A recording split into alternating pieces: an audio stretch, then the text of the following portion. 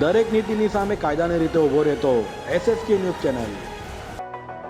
સુરતમાં હત્યા સહિતની ઘટનાઓ વધી રહી છે, ત્યારે બાપુનગર ખાતે મિત્રએ જ મિત્રની હત્યા કરતા પોલીસ દોડી ગઈ હતી।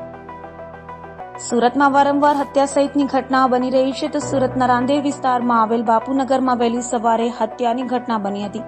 બાપુનગર ખાતે 21 વર્ષીય મુન્નાની તેના જ મિત્રએ ચપ્પુના ઘા ઝીંકી ઘાતકી હત્યા કરી નાખી હતી, જેને લઈ આખા વિસ્તારમાં ડરનો માહોલ જોવા મળ્યો હતો। તો બનાવની જાણ થતાં પોલીસ કાફલો પણ સ્થળે દોડી ગયો હતો અને પોલીસે લાશનો કબજો લઈ PM અર્થે હોસ્પિટલે ખસેડી હતી।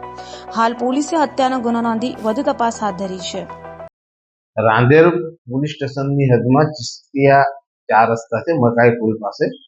ત્યાં સવારના સમયે કંઈક પૈસાની લેતી દેતી બાબતમાં ઝઘડો થયેલ છે, એની અંદર ખૂનનું બનાવ બનવા પામેલ છે, જેને અંદર ફરિયાદી નજીરભાઈ છે, એમના નાના ભાઈ મુન્ના ઉર્ફે માનસિક નાઓ તથા આ કામના આરોપી જે છે તે ફારૂક મોહમ્મદ અસલમ ઉર્ફે કંડર ફારૂક પટેલ નાઓ વચ્ચે પૈસાની લેતી દેતી બાબતમાં સામાન્ય ઝઘડો થયેલ અને ઝઘડામાં આ કામના આરોપી ઉશ્કેરાઈ ગયેલ અને એને પાસેના ચપ્પુના જેવું હથિયાર હતું એ ચપ્પુનાથી એના સાતડના ભાગે ઘા મારી દીધેલ, જેથી વધારે પડતું બ્લીડિંગ થઈ ગયેલ અને પછી તાત્કાલિક 108ને બોલાવીને સિવિલ હોસ્પિટલમાં લઈ ગયેલ, તો ત્યાં સિવિલના ડૉક્ટર શ્રીએ એને મરણ જાહેર કરેલ છે અને હાલમાં આ કામના આરોપી વિરુદ્ધમાં ખૂનનો ગુનો દાખલ કરવામાં આવેલ છે।